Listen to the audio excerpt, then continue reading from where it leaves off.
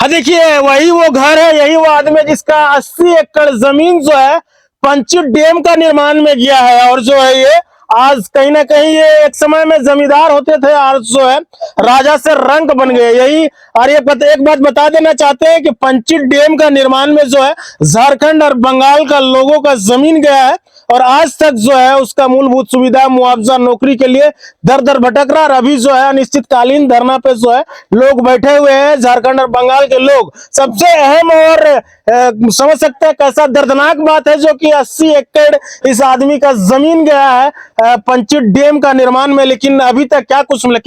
कुछ नहीं मिला है? मिला नहीं, कुछ नहीं मिला, कुछ नहीं मिला। थोड़ा पैसा मिला, 5,000 का पैसा। नौकरी दिया? नौकरी कौन सा? हमें नौकरी दिया था, नौकरी से 6 महीना किया था। मैंने 6 महीना नौकरी किया था। उसके बाद क्या हुआ? 4 निकाल दिया, नौकरी से निकाल दिया। 6 में देखिए सबसे ब्रेकिंग न्यूज है, इसको 80 एकड़ जमीन गया, इसको नौकरी दिया था, 6 महीने किया, उसके बाद निकाल दिया।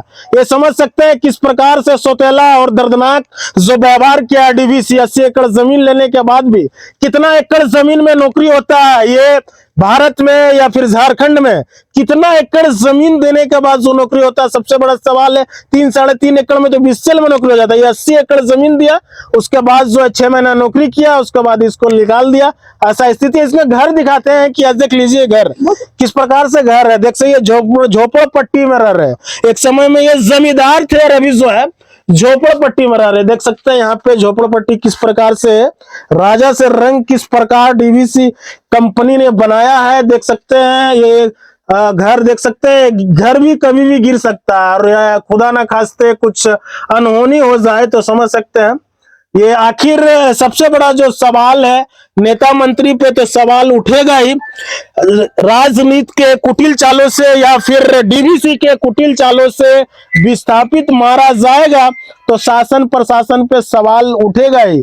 समझ सकते हैं इससे भी कोई दर्दनाक कहानी हो सकता है क्या? 80 एकड़ जमीन के बाद जाने के बाद जो है नौकरी मिलता है और 6 महीना बाद जो है इसे निकाल दिया जाता है और आज जो है एक टूटा फूटा घर में रहने को मजबूर है। कभी भी कुछ बड़ा हादसा हो सकता है। मैया योजना फिर जाके आपको अबुआ आवास नहीं मिला ना? नहीं, कुछ नहीं मिला। ये घर किसका जमीन पे है? जमीन डीवीसी का हो। डीवीसी का। देखिए इसका अपना जमीन नहीं है कि ताकि अबुआ आवास इसको निर्गत कराया जाए। इतना बड़ा जमीन होने के बाद भी जो है इसको जमीन नहीं है।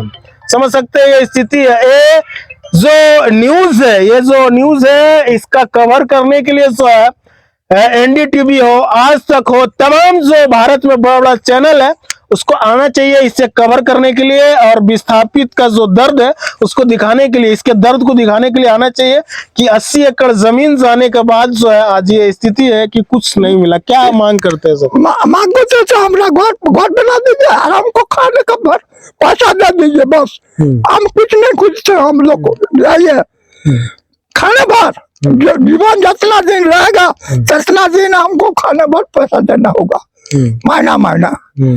और घर चाहिए ना? घर चाहिए। यही विस्थापित 80 एकड़ जमीन के बाद जाने के बाद जो ज्यादा कुछ डिमांड और मांग नहीं कर रहे हैं कि जब तक जिंदा रहेंगे उसका खाने पीने मतलब का व्यवस्था होना चाहिए और जो घर जो है रहने का व्यवस्था होना चाहिए। यही मतलब राजा से रंक होने के बाद जो है यही अंदाज में एक लाचारी का मतलब हालात में ये आवाज निकल रहा, समझ सकते हैं ये स्थिति है। बाकी बात आप लोग क्या सोचते हैं अपना राय जरूर रखिएगा कि 80 एकड़ जमीन जाने के बाद क्या नतीजा हुआ विस्थापित का। इनका क्या नाम हुआ आपका? सहदेव गुराम का मतलब दर्द के बारे में आप लोग क्या सोचते हैं?